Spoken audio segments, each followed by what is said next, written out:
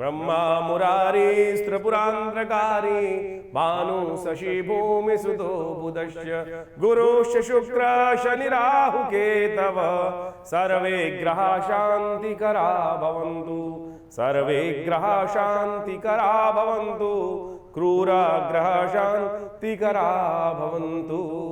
नमस्कार, स्वागत है आपका आचार्य वाणी में। चैनल पे आपका स्वागत है और हमारे साथ आप जुड़े हुए हैं। इस चैनल में हम बात करने जा रहे हैं मकर राशि वालों की। मकर राशि वालों के लिए अप्रैल के मध्यकाल में ग्रहों का खेल क्या कुछ आपके निमित्त कुछ रचने वाला है।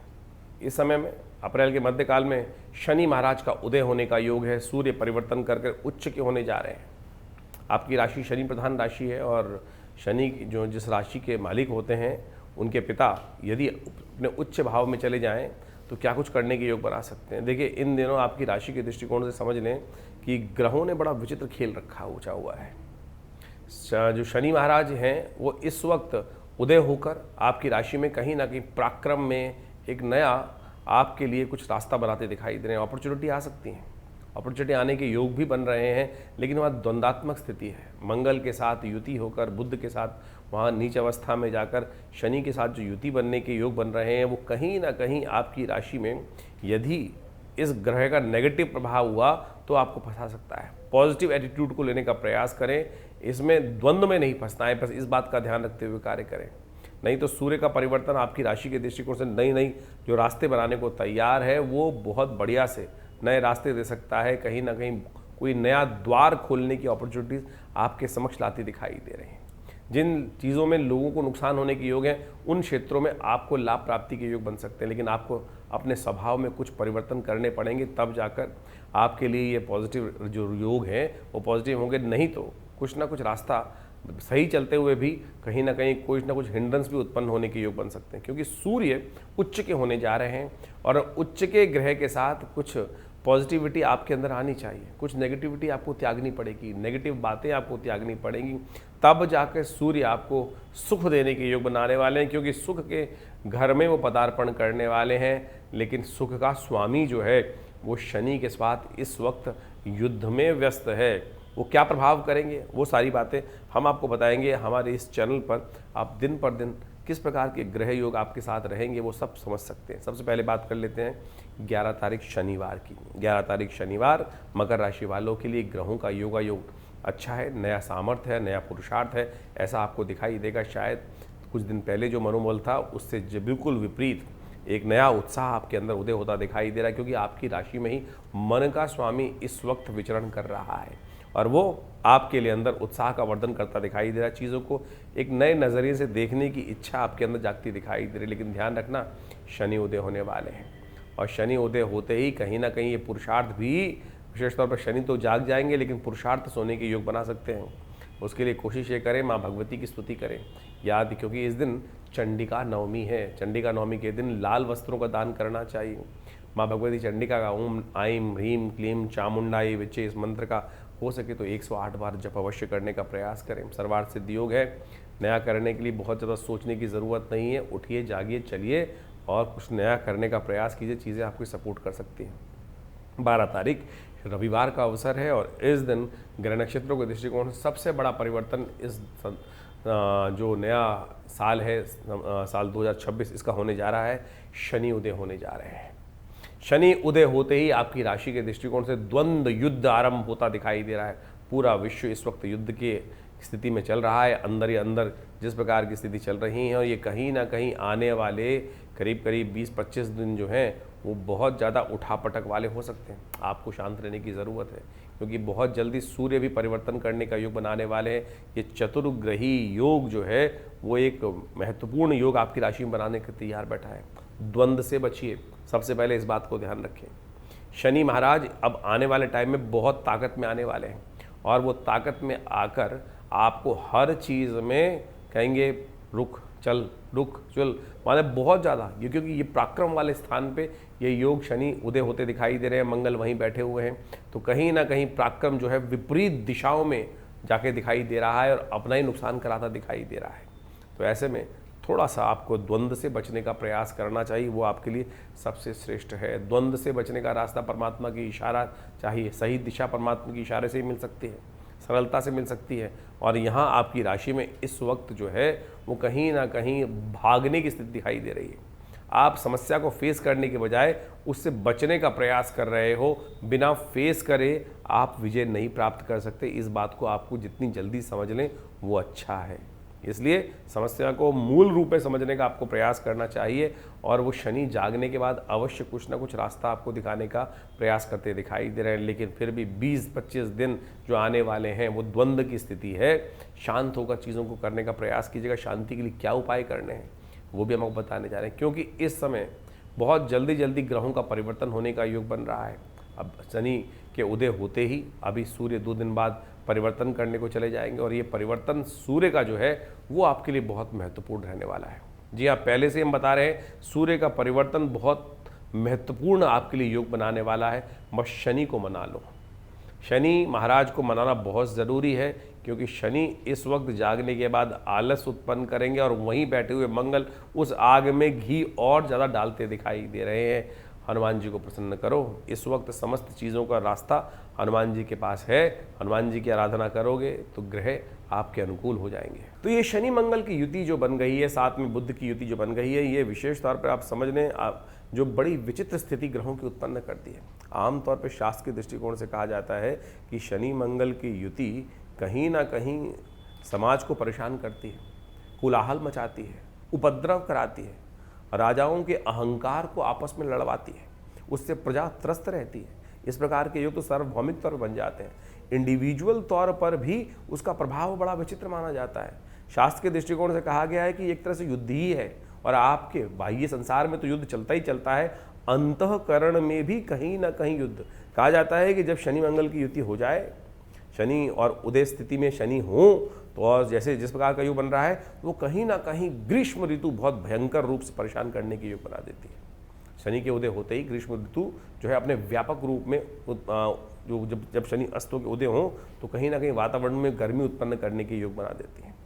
और साथ साथ इस वक्त तो शनि मंगल का युति भी चल रही है, तो ये कभी कभी वृष्टि का योग भी बनाती है। साथ साथ संसार में वृष्टि बारिश का योग भी, असमय बारिश का योग भी इसके साथ साथ बनने के योग बन जाते हैं।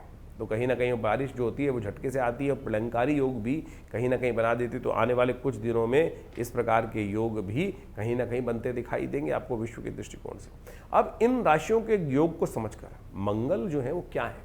मंगल सेनापति है, शनि दंडाधिकारी है, और वहीं बुध की युति जिस प्रकार से क्षीणस्थ अवस्था में हो गई है, तो बुद्धि जब गर्म स्थिति युद्ध चल रही हो, आपस में द्वंद्व चल रहा हो और बुद्धि काम ना कर रही हो, तो समझ लो कैसा दुर्भाग्यपूर्ण स्थिति बन जाती है। तो ऐसे में दुर्भाग्य को सौभाग्य में परिवर्तन करने के लिए जो उपाय किए जाएं वो आपको समस्त रूप से कल्याणकारी योग बना सकते हैं। देखिए, शास्त्र में अद्भुत कथाएं जगह जगह वर्णित हैं मंगल का, और विशेष तौर पे आप समझें इन तीनों ग्रहों का, मंगल, शनि और बुध, सबका संबंध किससे है आप समझें। सबका संबंध कहीं ना कहीं बड़ी विचित्र तौर पर हमारे दृष्टिकोण से आध्यात्मिक उपाय की तरफ चलें तो हनुमान जी संबंध निकाल सकते हैं हम इनके साथ। बुद्धि के देवता हनुमान जी, कहा जाता है ना कि हनुमान जी को बुद्धि के देवता कहा जाता है। और साथ साथ मंगल का संबंध तो हनुमान जी मंगल को जन्मे मंगल ही करते, मंगलमय हनुमान, और उसके साथ शनि महाराज वहीं पर उपस्थित जो हैं, तो शनि की पर तो हनुमान जी की विशेष कृपा है। तो शनि इन सब का संबंध हनुमान जी के साथ ही है। तो कोशिश ये करें आध्यात्मिक दृष्टिकोण से इस संसार में प्रत्यक्ष देवता जो हैं वो हनुमान जी ही हैं, तो उनकी आराधना जितना हो सके, सुंदरकांड का पाठ, हनुमान चालीसा का पाठ करें या करवाएं। इससे बढ़िया इस कलिकाल में कोई उपाय नहीं है। लोग तेल पे तेल शनि के मंदिरों में जाकर जिस प्रकार से दुकानें खोल दी हैं, जाके तेल पे तेल चढ़ाए जा रहे हैं। ठीक है, शास्त्र में वर्णित है, उपाय निमित्त मात्र करने का उपाय है ना। एक ऐसे बाबा जी हैं कि जो 100 टीन तेल चढ़वा देते हैं और उसको उठा के बोलते हैं हम ज़मीन में डाल देते हैं। तो उससे क्या होने वाला है? वो ज़मीन को भी खराब करने का प्रयास कर रहे हैं। इससे अच्छा तो वो तेल किसी गरीब व्यक्ति को देंगे, किसी दिव्यांग व्यक्ति को देंगे, कुछ दुख दान कर देंगे, वो ज़्यादा बढ़िया होगा। और भारतीय संस्कृति में कहीं इस प्रकार से यदि अध्यात्म को आप पढ़ें, किसी भी पुराण के अंदर कहीं वर्णित नहीं है कि शनि के मंदिर जिस प्रकार से आज हर चौराहे पे शनि के मंदिर बना दिए जाते हैं एक व्यावसायिक दृष्टिकोण से आधुनिक देवता के तौर पे, तो ऐसा तो कहीं वर्णित नहीं था। और छोड़ दीजिए, हम जो बताने का हम प्रयास कर रहे हैं कि सीधा प्रत्यक्ष देवता के तौर पर हनुमान जी की आराधना करने का प्रयास करें, हनुमान जी के मंदिर में जाकर उनको चूल्हा चढ़ा दें।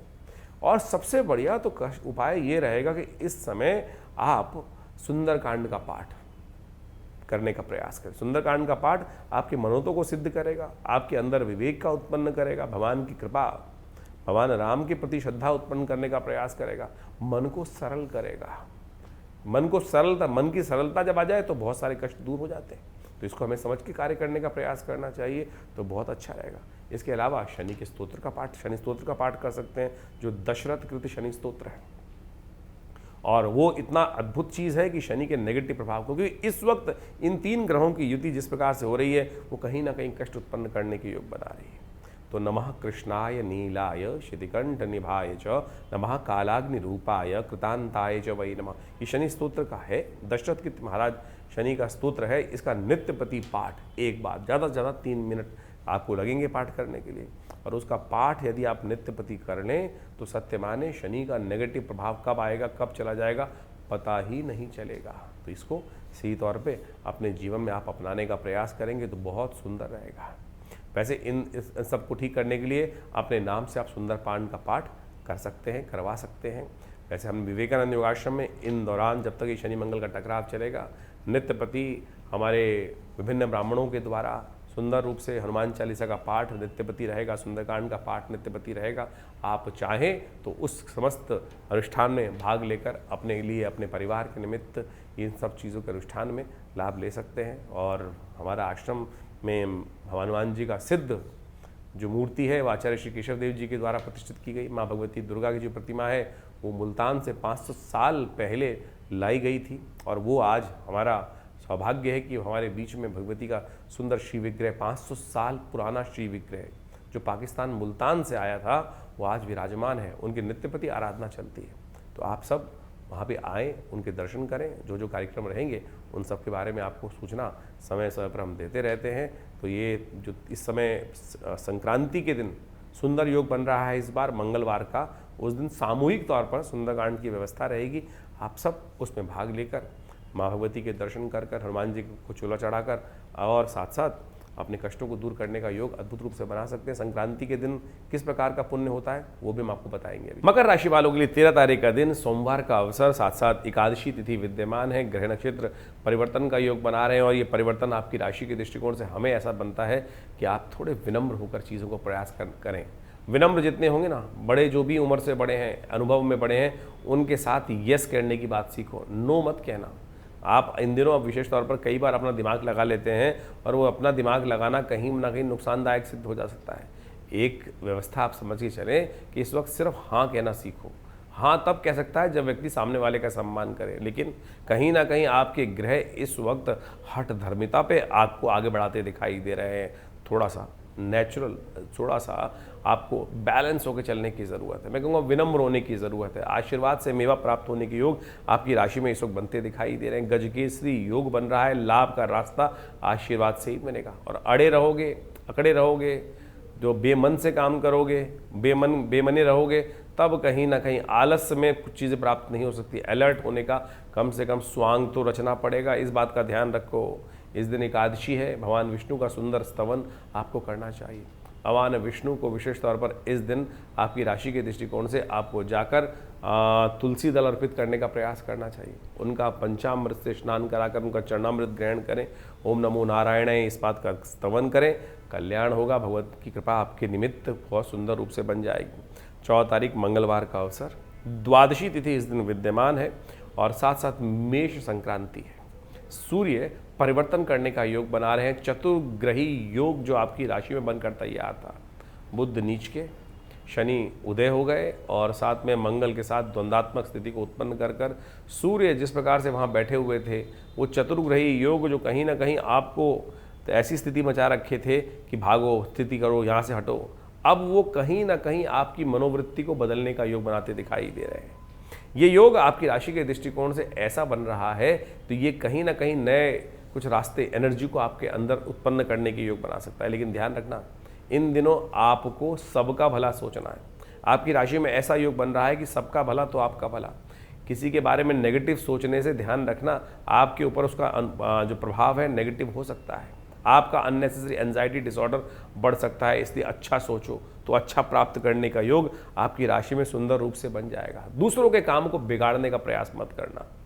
अगर आपने दूसरों के लिए इस वक्त जाल बुनने का प्रयास किया, ध्यान रखना ये आने वाले ग्रह जो विचित्र तौर पर बना रहे हैं, शनि मंगल का टकराव, बुध वहाँ व्यवस्था से हट चुके हैं, थोड़ी कमजोर स्थिति में आ गए हैं, सूर्य परिवर्तन कर रहे हैं, तो किसी के लिए जाल बुनने का प्रयास नहीं करना है। खुद फंस सकते हो उसके अंदर, इस बात का ध्यान रखना। और सही दिशा पे यदि आप चलने का प्रयास करोगे, आपकी मेहनत से भागोगे तो कष्ट पहुंचेगा, इस बात का विशेष तौर पे ध्यान रख लो। इस वक्त सूर्य जो हैं वो पुरुषार्थ के स्वामी जो हैं मंगल, उनकी राशि में पदार्पण कर गए। पुरुषार्थ से ही, मेहनत से ही सही दिशा आपको प्राप्त करने के योग में कुचक्र चलाने की जरूरत नहीं है। इस वक्त शुक्र आपकी राशि में बिल्कुल कमजोर है, किसी स्थिति में नहीं है। शुक्र यहाँ पर आकर कुछ नहीं करने वाले, आपकी राशि में जहाँ बैठकर स्थित हो गए हैं वो कुछ नहीं करेंगे। इसलिए शुक्र की डिप्लोमेसी को बिल्कुल आवश्यकता नहीं है। सीधे साधे काम करने का प्रयास करो, सीधी बात करने का प्रयास करो, ना लाग लपेट करो, तो आपके लिए कल्याणकारी योग बन सकता है। ये सिद्धांतिक तौर पे आपको बात समझ लेनी चाहिए। इस दिनों ग्रहों का ये परिवर्तन आपकी राशि में जो हो रहा है वो बहुत ही विशेष है। इस सूर्य का आपको हमने प्रभाव बताया, लेकिन ये युति जो यहाँ बनकर तैयार हो रही है, इसका प्रभाव 1 महीने तक आपके साथ रहने वाला है। जी हाँ, इस 1 महीने में क्या कुछ आपकी राशि में कौन कौन से उपाय कब करने चाहिए वो भी आप समझ।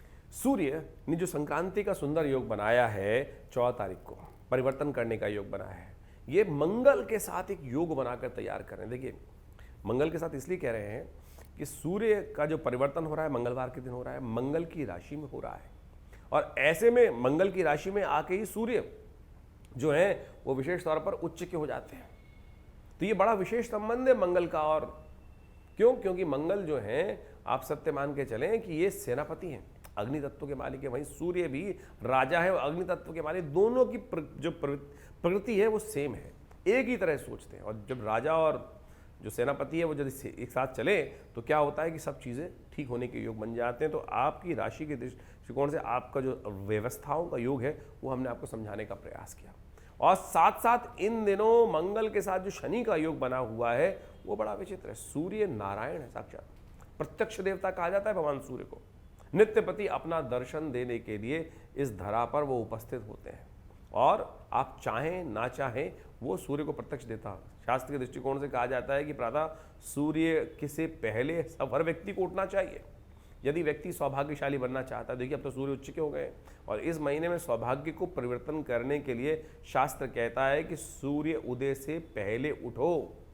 सूर्य आपको ना उठाए, आप सूर्य से पहले उठकर सूर्य को जल, उदित होते सूर्य को जल देने का प्रयास करें, अर्घ देने का प्रयास करें। ये सबसे श्रेष्ठ उपाय है।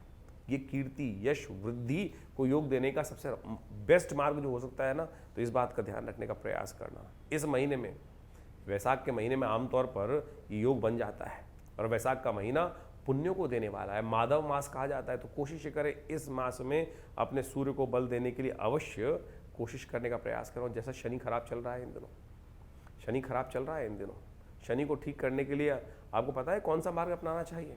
आमतौर पे लोग पता नहीं कौन कौन से मार्ग अपना लेते हैं। तो हमारे दृष्टिकोण से आपके मंगल की राशि में चलते हुए जो शनि को समझाने के लिए इस वक्त आपको हनुमान जी का सहारा लेना चाहिए। सूर्य का और हनुमान जी का एक अद्भुत संबंध है। शायद लोगों को शास्त्र के दृष्टिकोण से उस कथा का ज्ञान नहीं है। सूर्यदेव जो हैं वो हनुमान जी के गुरु माने जाते हैं। जी हाँ, सूर्यदेव हनुमान जी गुरु माने जाते हैं, और कहा जाता है कि हनुमान जी ने एक बार शिक्षा लेने के लिए मन में आया शिक्षा किससे ले, तो फिर याद आई, देखा सूर्य को। सूर्य से ज़्यादा बड़ा संसार को देखा हुआ व्यक्ति कौन हो सकता है? दिव्यात्मा है। सूर्य संसार को सबसे ज़्यादा उन्होंने ही सही दिशा प्रदान करी है।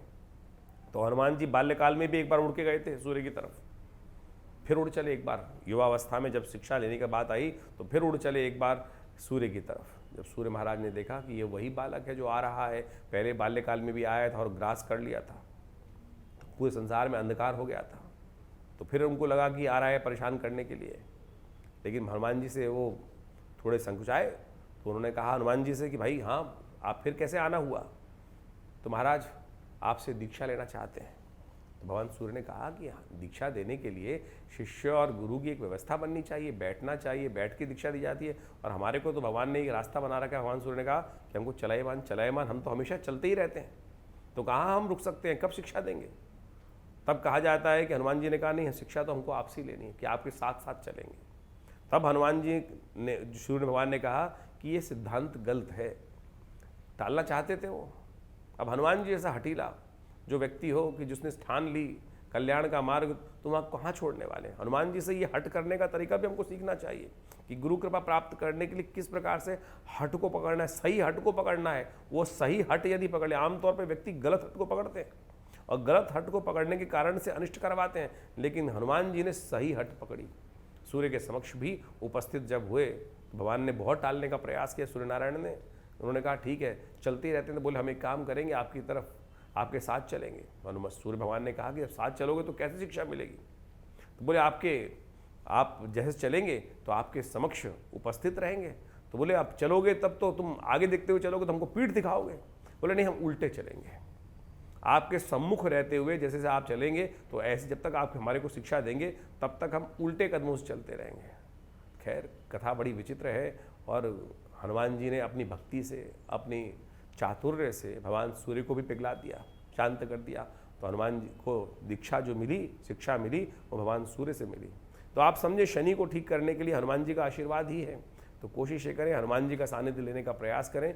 इन दिनों शनि मंगल का टकराव, सूर्य का ये परिवर्तन जो हो रहा है, तो खास तौर पे एक काम करें कि सूर्य आप अपने निमित्त हनुमान जी की प्रार्थना से अपने इन ग्रहों को ठीक करने का योग बनाएं। हनुमान चालीसा का पाठ अपने निमित्त करने का प्रयास करें, ये सबसे श्रेष्ठ रहेगा। भगवान सूर्य का आशीर्वाद भी मिलेगा, हनुमान जी का आशीर्वाद मिलेगा। और शनि मंगल बुध की युति जिस प्रकार से चल रही है, सूर्य तो आपका कल्याण करने के लिए योग बना ही रहे हैं। कभी कभी हो सके तो कुछ खास उपाय और भी हैं, वो करने का प्रयास करें। भगवान सूर्य को नित्य प्रति जल दें। ओम गणी सूर्यादित्याय नमः, इस मंत्र का स्तवन करते हुए नित्य प्रति भगवान सूर्य को जल देने का प्रयास करें। कभी कभी गेहूं का दान विशेष तौर पर बड़ा श्रेष्ठ, सूर्य के कष्टों को दूर करने के लिए कहा जाता है। और शनि मंगल का जब टकराव चल रहा हो तो शरीर के बल के, शरीर के भार के बराबर अन्न दान करने से भी शारीरिक तौर पर कष्ट होने के दूर करने के योग अद्भुत रूप से बन जाते हैं। तो इसको भी करने का आपको प्रयास कर लेना चाहिए, बड़ा सरलतम रूप रहेगा।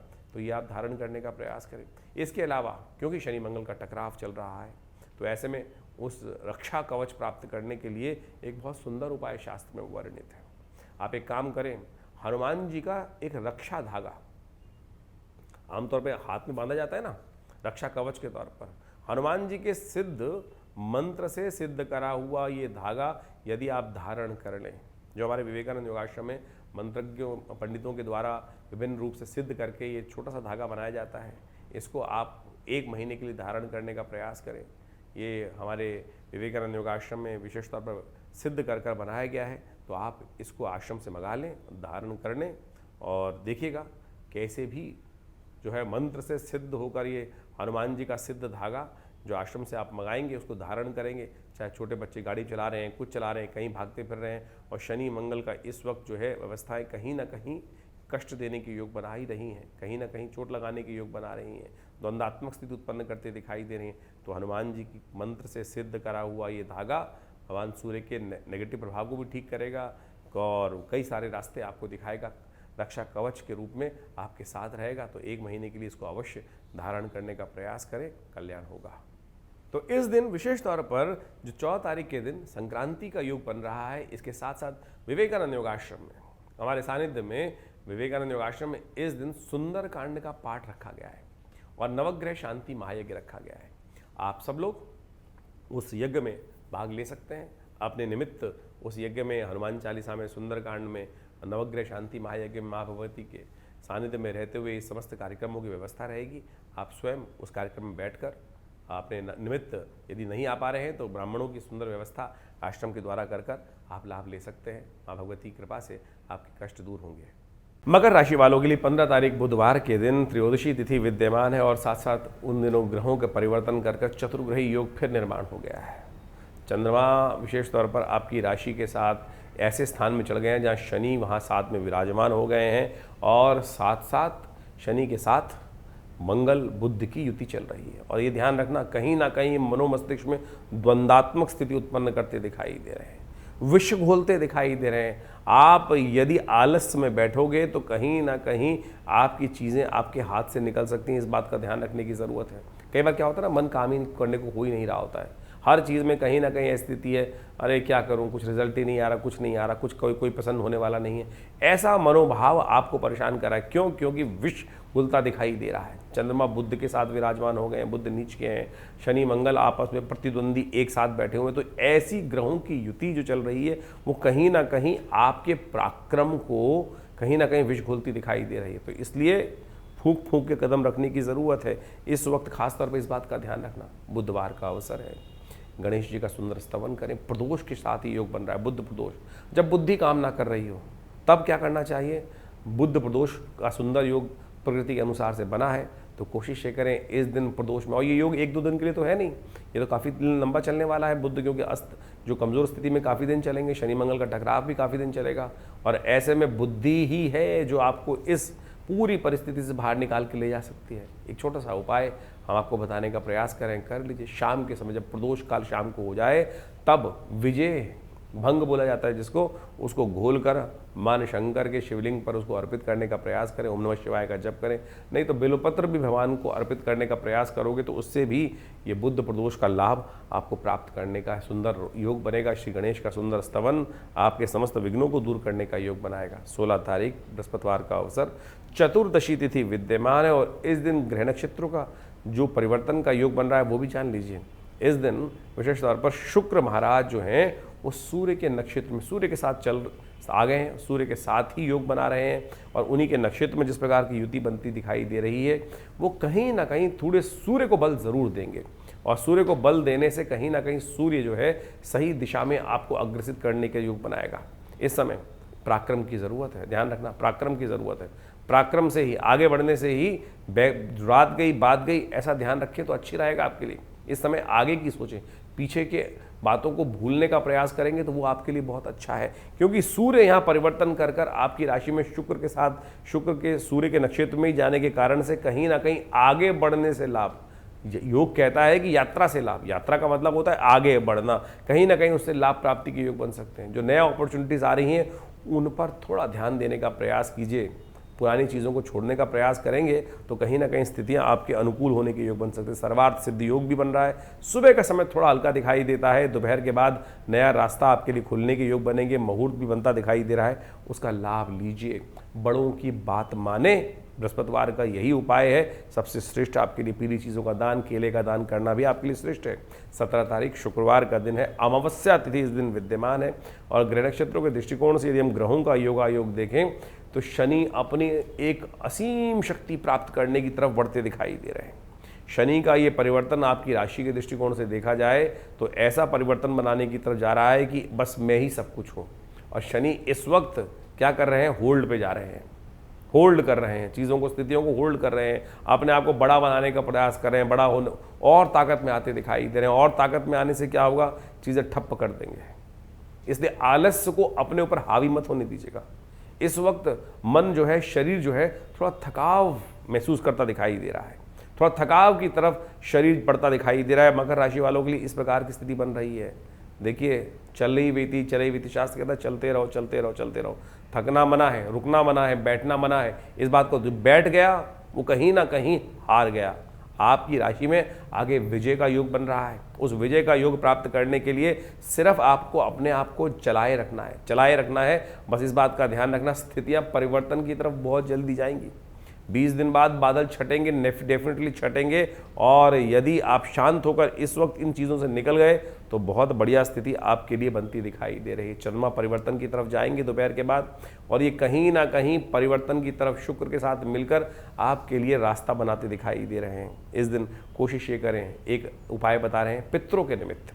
कई बार क्या होता है कि हम अनचाहे मन से कई बार कार्य कर रहे होते हैं तो कई बार पितृ ऋण हमें समस्या उत्पन्न करता है। तो मध्याह्न के समय में से पहले पहले, इस दिन 12 बजे से पहले पहले अपने पितरों के निमित्त कुछ भोजन इत्यादि निकालने का प्रयास करें, तर्पण इत्यादि करने का प्रयास करें, गायत्री का जप करने का प्रयास करें पितरों के निमित्त।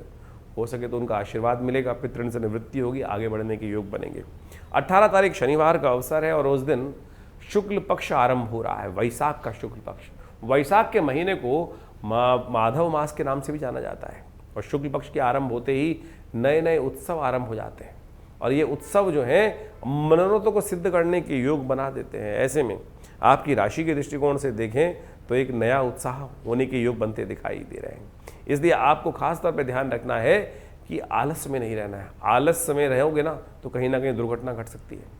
ध्यान रखना, कुछ भी काम को करते हुए आलस्य ना हो, लंबे सांस रखने का प्रयास करो। कुछ नेगेटिव दोष सूर्य शुक्र के साथ युति करके चंद्रमा के साथ जो बैठे हुए हैं, ध्यान रखना मन यदि गलत तरफ गया तो कोई अपमान करने का प्रयास कर सकता है, हल्की सी गलती भारी पड़ सकती है। तो इस वक्त अपने दोस्तों पर, अपने आसपास के लोगों पर थोड़ा ध्यान रखने का प्रयास करें, कोई आपकी बात को गलत ना समझ जाए। इसके लिए थोड़ा आपको अलर्ट रहने की ज़रूरत है। मुख से क्या निकल रहा है, मुख का व्यापार, जिह्वा का व्यापार किस प्रकार से हो रहा है, बहुत शालीनता के साथ काम करने की ज़रूरत है। रुकिए, भागिए मत। बहुत जल्दी मन जो है इन दिनों रुकने की तरफ प्रवृत्ति नहीं कर रहा है।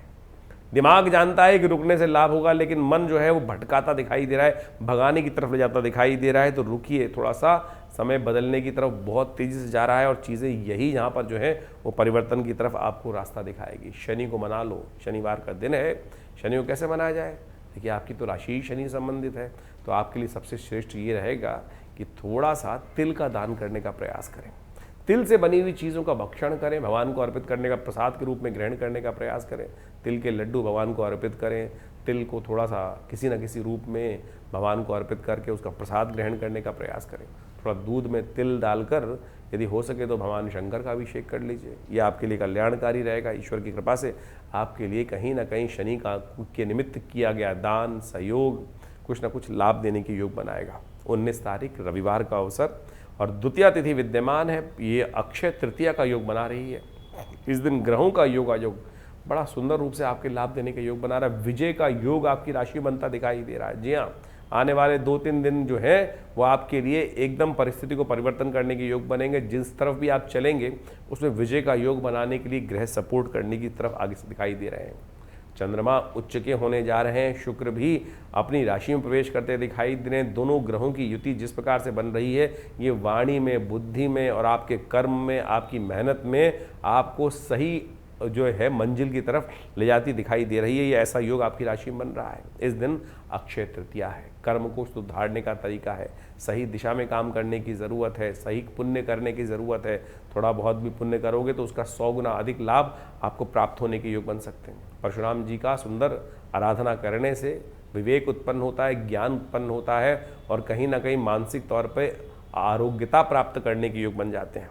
19 तारीख को अक्षय तृतीया का सुंदर योग बन रहा है। 19 अप्रैल के दिन ये अक्षय तृतीया वो योग है जिसके दिन जो भी कार्य किए जाते हैं उसका अक्षय फल प्राप्त होता है। अक्षय यानी क्षय नहीं होता।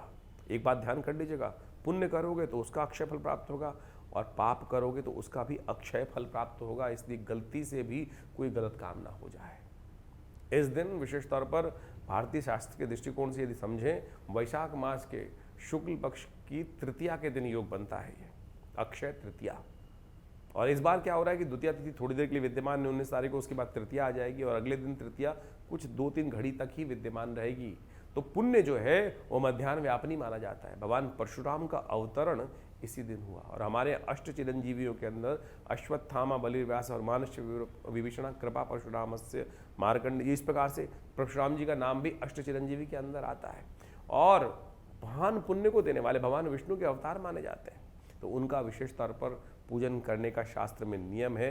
अजरता अमरता प्राप्त करने के लिए यदि कोई व्यक्ति कष्ट में चल रहा हो, जीवन में परेशानी चल रही हो, स्वास्थ्य संबंधी समस्या चल रही है, तो इस दिन भगवान परशुराम का सुंदर पूजन करने से, भगवान विष्णु के रूप में उनका पूजन कर लेने से कहा जाता है कि स्वास्थ्य, अष्ट चिरंजीवियों का इस दिन विशेष पूजन करने के लिए विशेष व्यवस्था की जाती है, तो उनका पूजन अवश्य कर लेना चाहिए। परशुराम जी के साथ अष्ट चिरंजीवियों का स्वास्थ्य संबंधी समस्याओं को ठीक करने का अद्भुत योग बन जाता है। भगवान नर नारायण का अवतरण भी इसी तिथि के अंदर माना जाता है। इसके साथ साथ भगवान हयग्रीव का भी जो शास्त्र के दृष्टिकोण से पूजन करने की ये तिथि जो उनके जयंती के रूप में मानी जाती है। जब भगवान का सुंदर अवतरण हुआ और हयग्रीव भगवान कहा जाता है कि वो आशीर्वाद प्राप्त था हयग्रीव नाम के राक्षस को, जो घोड़े के समान था। उसने भगवान की प्रार्थना करते हुए यही कहा था कि मेरी मृत्यु मेरे द्वारा ही हो, हयग्रीव की मृत्यु हयग्रीव से ही हो। तो कहा जाता है कि भगवान विष्णु का जब संग्राम चल रहा था, बड़ी अद्भुत कथा है शास्त्र के अंदर। इन बातों को समझने की आवश्यकता है कि हमें गलत चीज़ सोचनी नहीं चाहिए। कई बार हम बैठे बैठे कई बार क्या होता है, गलत भाव सोच लेते हैं और उसका प्रभाव कैसा होता है। शास्त्र में किसी चीज़ को छोड़ा नहीं गया है। कहा जाता है कि एक बार भगवान विष्णु शेषशैया पर विश्राम कर रहे थे और भगवती जो लक्ष्मी जी हैं वहीं साथ में विराजमान थी। साथ में विराजमान थी तो क्या हुआ कि भगवान विष्णु किसी बात पे मुस्कुराए। भगवती महालक्ष्मी को लगा कि ये मुझको देखकर मुस्कुरा रहे हैं, मेरा उपहास कर रहे हैं। पता नहीं क्या भाव मन में उठा कि जो गर्दन मुझ पे हंस रहे हैं, गर्दन ही ना बचे। ये भाव भगवती महालक्ष्मी के मन में विचार उठा शास्त्र की कथा के अनुसार से। और कहा जाता है कालांतर में भगवान विष्णु का बहुत भयंकर युद्ध राक्षस से हो रहा था। और कहा जाता है कि इतना लंबा युद्ध चल रहा था कि भगवान जो थे वो युद्ध करते करते सो गए। बहुत लंबे समय 5000 वर्ष तक युद्ध चला। और कहा जाता है कि युद्ध में वो जब विश्राम सो गए तो वो जो कीट था उस धनुष को जाके लग गया और वो धनुष टूटा। जब वो टूटा धनुष तो कहा जाता है कि प्रत्यंचा जब छूटी तो उस प्रत्यंचा से भगवान विष्णु की गर्दन कट गई। तब देवताओं ने, ब्रह्मा जी ने वहां आकर उनकी गर्दन के ऊपर हयग्रीव की, घोड़े की गर्दन लगाई। तब जाकर उस राक्षस का मर्दन हुआ, क्योंकि उसको आशीर्वाद प्राप्त था कि हयग्रीव की मृत्यु हयग्रीव के द्वारा ही होगी। यानी जो घोड़े के रूप में जो राक्षस था उसकी मृत्यु वैसे ही निर्धारित थी। तो प्रकृति ने क्या रास्ता बनाया, क्या घटना घटी, तो यहाँ इसी दिन हयग्रीव भगवान के रूप में भगवान ने अवतरण हुआ, जयंती मानी जाती है। तो उसके बाद भगवान ने हयग्रीव का संहार किया है। तो इस दिन हयग्रीव के रूप में भगवान की जो है जयंती के रूप में दिन माना जाता है। तो शास्त्र के दृष्टिकोण से इस बात को हमको समझना चाहिए। इस कथा का सार हमने यहाँ उपस्थित किया। कई बार हम सबके मन में भी पता नहीं कौन सा विचार उत्पन्न हो जाता है और बाद में कितना ज़्यादा उसके लिए विचार व्यक्त रखता है कि हीन भावना मेरे मन में आई क्यों। तो भगवती महालक्ष्मी ने कैसा सोचा था और क्या उनके साथ घटा। तो इस बात को हमें ध्यान रखना चाहिए कि किसी भी मनसा वाचा कर्मणा कोई गलत कार्य किसी के द्वारा ना हो। तो इस बात का ध्यान रखते हुए इस सुंदर पर्व पर, रविवार का अवसर है, विवेकानंद योगाश्रम में हमने भगवान विष्णु का नारायण यज्ञ महाआश्रम पे रखा हुआ है। तो आप सब उस यज्ञ में भाग लेने के लिए सादर आमंत्रित हैं। जो दिल्ली में रहते हैं वो उस यज्ञ में भाग लेकर सुंदर रूप से इस अक्षय तृतीया के दिन भगवान का सुंदर स्तवन करें। सुबह करीब करीब एक कार्यक्रम वही 8 बजे से आरंभ होता है और करीब करीब 10 बजे तक भंडारे के साथ सुंदर कांड, बहुत सारे रामचरितमानस का पाठ भी, उस स्वाध्याय रहता है उस दिन। भगवान विष्णु का यज्ञ भी रहेगा, सुंदर भंडारा रहेगा। आप सब लोग सादर आमंत्रित हैं इस अक्षय तृतीया के दिन सुंदर रूप से भगवान विष्णु का पूजन करने के लिए, परशुराम जी का पूजन करने के लिए।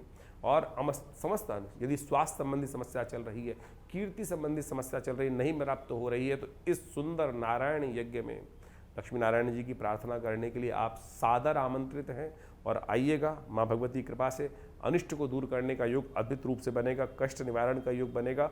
और इस दिन ग्रहों परिवर्तन करने का योग भी बन रहा है। चंद्रमा परिवर्तन करके बहुत उच्च के होने जा रहे हैं। शुक्र बहुत सुंदर रूप से अपने ही राशि में प्रवेश करने का योग बना रहे हैं। तो आप इस सुंदर योग का लाभ लें। ग्रह परिवर्तन कर कर इसे अनिष्टकारी समय में, जब शनि मंगल युति चल रही है, तो चंद्रमा ने, शुक्र ने एक युति बनाकर एक नया पुण्यों को जगाने का अवसर दिया है। तो ऐसे में भगवान विष्णु का सुंदर पालक के रूप में हमारे बीच में रहते हैं, समस्त सृष्टि का पालन करते हैं। तो उनका सुंदर स्तवन करने का दिन है। आइए इस यज्ञ में सम्मिलित हों। भगवान की कृपा से अनिष्ट दूर करने के समस्त योग बनेंगे। यज्ञ ही विष्णु स्वरूप है, यज्ञो वही विष्णु शास्त्र कहता है। तो ये यज्ञ संसार का सर्वश्रेष्ठ कर्म है, उसमें भाग लेने की आप अवश्य हमारे साथ यज्ञ में बैठें।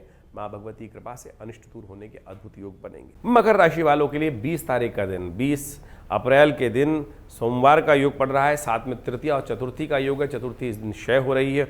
और ग्रह नक्षत्रों के दृष्टिकोण से देखिए क्या हो रहा है कि बृहस्पति महाराज बहुत तेज गति से आगे चलते दिखाई दे रहे हैं। अब बृहस्पति महाराज जो हैं वो अपने ही नक्षत्र में एक चरण और आगे बढ़ गए और बहुत जल्दी परिवर्तन की तरफ जाएंगे। सिर्फ 1.5 महीना बाकी है और ये 1.5 महीने बाद आते ही ये आपके लिए कुछ नया उदय करने की उम्मीद जगा रहे हैं। ये बृहस्पति जिस प्रकार से आज नक्षत्र के चरण में परिवर्तन करने की तरफ जा रहे हैं ना, ये बहुत स्थिति आपके लिए पॉजिटिव करने का योग दे रहे हैं। हिम्मत जगाएंगे नई, सम्मान तो दिलवाने के योग बना रहे हैं, सम्मान की रक्षा करने का योग भी कहीं ना कहीं बृहस्पति आपके लिए बना रहे हैं। लेकिन ध्यान रखना, बृहस्पति की स्थिति जो है ना दो तरफा है इस वक्त। एक बृहस्पति जो है वो स्वरूप कर जो आप कर्म कर रहे हैं, ज्ञान की बुद्धि से लगा रहे हैं, वो एक तो थोड़ा सा खर्चीला बना रहा है आपको, एक अननेसेसरी शत्रु को भी ताकत देने का, विपदा भी उत्पन्न करने का योग बना रहा है। लेकिन सम्मान की रक्षा करने का योग भी साथ साथ बनाता दिखाई दे रहा है। तो इसलिए थोड़ा सा कोशिश करें इस समय में अपने को बृहस्पति की थोड़ी पॉजिटिव ग्रहण को लेने का प्रयास करें। ज्ञान मुद्रा का अभ्यास ये सबसे बढ़िया चीज़ है। बृहस्पति की ताकत पॉजिटिव वे में बढ़ेगी। पहली उंगली अंगूठे के साथ लगाकर थोड़ा ज्ञान मुद्रा का अभ्यास करने का प्रयास करें। इस कार्यक्रम के अंत में हम आपको इस मुद्रा के बारे में और भी चमत्कारी बात बताने वाले हैं। देखिए, ग्रहों की कालगणना अभी हमने आपके समक्ष रखी, और इस कालगणना के साथ साथ ग्रहों का परिवर्तन भी आपने समझा कि आपकी राशि के दृष्टिकोण से क्या कुछ प्रभाव पड़ने वाला है। लेकिन एक बात समझें, अनेक उपाय शास्त्र में वर्णित हैं। विद्वान लोग अपने अपने मतानुसार उसका प्रभाव समझकर, जैसा सा अनुभव उनके आया है उसके अनुसार से जातकों को बताने का प्रयास करते हैं। आध्यात्मिक मार्ग भी हो सकते हैं और साथ साथ भौतिक मार्ग भी हो सकते हैं, या नग पहनने के बहुत सारे लोग मार्ग बन लेते हैं, और नग पहनने के बहुत सारे फायदे भी हैं। लेकिन यदि सत्य रूप में उसकी वास्तविकता देखी जाए तो ये बहुत बड़ा एक ऐसा विषय है कि इसको अच्छे से अनुसंधान करने की आवश्यकता है। एक अभी बहुत बड़े इंडस्ट्रियलिस्ट थे, उन्होंने एक बहुत बड़े ज्योतिषी जो टीवी पे बहुत ज़्यादा आते हैं, कहा जाता है, उनके पास जाकर विचार विमर्श किया। बहुत महंगा, करीब करीब कहा जाता है कि बहुत अच्छी दक्षिणा भी उनको देकर आए, और उन्होंने कुछ नग उनको धारण करा दिए। और जिस दिन से उन्होंने वो नग धारण किए उसके बाद उनकी स्थिति क्या हो गई। ऐसे बहुत सारी घटनाएं हैं। तो आप प्रत्यक्ष रूप से इस बात को समझें कि आपके जीवन में चल क्या रहा है। हमारे जीवन में देखिए, समय है, समय का प्रभाव है, कभी धूप कभी छाँव, कभी लाभ कभी हानि, कभी यश और कभी अपमान। इस प्रकार के योग जीवन काल में बनते रहते हैं, और ये सारे के सारे जो बनते हैं आपके कर्मानुसार ही बनते हैं। यदि कर्म व्यक्ति सही रूप से करना शुरू कर दे तो सत्य माने जीवन में कष्ट हो ना। अब कैसे पता लगाएं कि कर्म हमारे द्वारा सही हो रहा है या नहीं हो रहा। देखिए, शास्त्र में कहा गया ना, कई बार हम आपको बोलते हैं अवश्यमेव भोक्तव्यम कृतम कर्म शुभाशुभम। हमने जो कुछ भी कर्म किए हैं उसके कारण से, यदि बार बार जीवन में ना चाहते हुए, कौन चाहता है कष्ट आना, लेकिन फिर भी ठीक करना प्रयास लाख कर रहे हैं लेकिन वो हो नहीं रहे, कष्ट समाप्त होने की तरफ ही नहीं है, तो समझ लें कहीं ना कहीं पुण्यों का अकाउंट थोड़ा कम है। यदि आपके घड़े में पुण्यों का जो अकाउंट है, पुण्यों का जो प्रभाव है वो इतना लबालब भरा हुआ है, तो थोड़े बहुत कुछ गलत कार्य हो भी जाए तो उससे जीवन में कोई प्रभाव होता नहीं, क्योंकि पुण्यों को। और कई बार क्या होता है कि पुण्यों का अकाउंट इतना खाली हो जाता है कि हाथ टटोलने पर भी, घड़े में हाथ डालने पर भी वो हाथ में आते नहीं हैं। तो इसलिए सीधा सीधा सिद्धांत है, जब जीवन में कष्ट एक के बाद एक आ रहे हों तो समझ लो कि पुण्य का अकाउंट धीरे धीरे कहीं ना कहीं कम हो रहा है, उसको बढ़ाने का प्रयास करें। पुण्य बढ़ाने के बहुत सीधे साधे तरीके हैं, यही नहीं कि बहुत बड़े बड़े पैसे खर्च करके यज्ञ करना है। शास्त्र कहता है मनसा वाचा कर्मणा। देखिए, आपके द्वारा किया गया कर्म अद्भुत रूप से प्रभाव देता है, इस बात को हमें समझना चाहिए। शास्त्र में इसको समझाने के लिए अनेक कथाएं उपस्थित की गई। लोग लगे रहते हैं कभी कुछ और उपाय करने के, कुछ और उपाय करने, विभिन्न टोटकों में फंस जाए। परमात्मा का नाम ही शास्त्र में व्यास जी महाराज ने कहा है, आलूढ़ सर्वशास्त्रानि विचारे व पुनः पुनः इदमेकम सुनिष्पन्नम ध्याय नारायण सदा, कि भगवान का स्मरण करना ही एक सबसे बढ़िया कार्य है। उसी को स्मरण करने तो और किसी चीज़ की आवश्यकता ही नहीं है, परमात्मा की कृपा। इसीलिए तो इतनी समस्त कथाओं का, यज्ञों का, मंत्र जप का इतना महात्म शास्त्र में बताया गया। हर रोज़ कोई ना कोई पुण्य आपके जो पर्व है, जैसे इस बैसाख के महीने में कितने सुंदर सुंदर पर्व आ रहे हैं। सुंदर सोच शास्त्र में कहा गया है कि इस मास को माधव मास माना जाता है, और माधव मास में कहा जाता है कि भगवान ब्रह्मा ने अपने आप भगवान विष्णु के नाम पर इस मास को रखा है। इस मास में यदि भगवान विष्णु का एक बार भी स्मरण कर लिया जाए तो बहुत से कष्ट दूर हो जाते हैं। तो इसको ठीक करने का तरीका आप समझ लीजिए। जितना ज़्यादा पुण्य हो सकता है वो करने का प्रयास करें। सोम, मंगल, बुध, बृहस्पति, हमारे यहाँ इन समस्त दिनों को कहीं ना कहीं देवताओं के साथ जोड़ दिया गया है। तिथियों को विशेष तौर पर आप देखें तो एक से लेकर आध्यात्मिक मार्ग से देखें तो कहीं ना कहीं कोई देवता के साथ जोड़ी गई है। कारण क्या है? कोई ना कोई उत्सव, 365 दिन कोई ना कोई उत्सव भारतीय संस्कृति में लगा रहता है। ये न के न प्रकारेण आप अध्यात्म की तरफ लगे रहें, और जब अध्यात्म की तरफ लगे रहेंगे, आज ये कल वो परसों ये, तो क्या होगा, कहीं ना कहीं आप जो फालतू के काम संसार में हैं वो आपके द्वारा उनसे हटकर, बेकार के कामों से हटकर कहीं ना कहीं पुण्य कार्य, परमात्मा के स्मरण में वास्तविक मार्ग को आप पकड़ने का मार्ग बना लेंगे, और वो आपके जीवन में कभी बेले कवेले अशुभ समय में वो किया हुआ पुण्य आपको कहीं ना कहीं लाभ देने का मार्ग बना देगा। तो इस सिद्धांत को समझे। हमारे ऋषि मुनि बहुत चतुर थे, बहुत बुद्धिमान थे, और ऐसी व्यवस्था अपनी संतति के लिए करके गए हैं कि वो कहीं ना कहीं करते रहते। लेकिन फिर भी मनुष्य ऐसा माया के भ्रम में फंस जाता है कि सद्मार्ग से भटककर कहीं ना कहीं अनेक अनेक प्रपंचों में फंस जाता है। तो इसलिए हम समय समय पर जो आपको आमंत्रित करते रहते हैं, कभी ये यज्ञ, कभी वो यज्ञ, कभी ये कथा, कभी सुंदरकांड, कभी हनुमान चालीसा, कभी कुछ और, तो ये सब इसीलिए है कि कहीं ना कहीं आओ, सत्य मार्ग की तरफ चलो, और वो कहीं ना कहीं कब आपके कष्टों को क्षय कर देगा। भारतीय अध्यात्म विज्ञान को यदि आप पढ़ेंगे, देखिए बहुत सारे लोग हमें कमेंट में लिख के भेजते हैं कि महाराज कथा सुनाने से अच्छा तो उपाय बताओ। उपाय तो हर जगह बता ही रहे हैं, हम हर रोज़ बता रहे हैं उपाय, लेकिन उस मार्ग को समझने का प्रयास आपको करना चाहिए कि ज्योतिष का अध्यात्म के साथ एक इंटर कनेक्शन। कुछ अध्यात्म शून्य व्यक्ति हैं, कोट पैंट पहन कर, और जिस प्रकार से लोगों को आज शराब पिला के उपाय बताने का प्रयास करते हैं, मांस खिलाकर उपाय खिलाने का प्रयास करते हैं, तो उससे कुछ भला होने वाला है किसी का? कुछ नहीं होने वाला उससे तो कष्ट के योग ऐसे ही बन जाएंगे जैसे कुछ ना कुछ। भारतीय संस्कृति में इसके ऊपर बहुत सुंदर कथा आई हुई है, उसको आपको समझ लेना चाहिए। हमने पहले बहुत दिन पहले कथा आपके समक्ष रखी थी, आज बहुत काल हो गया है, इसलिए उस कथा को दोबारा समझाने की आवश्यकता है कि जैसे बर्तन को बार बार मांजने से क्या होता है कि वो चमक आ जाती है ना, तो उस कथा के माध्यम से, अध्यात्म के माध्यम से समझने का प्रयास करें। हमारे पुण्य कैसे बढ़ते हैं।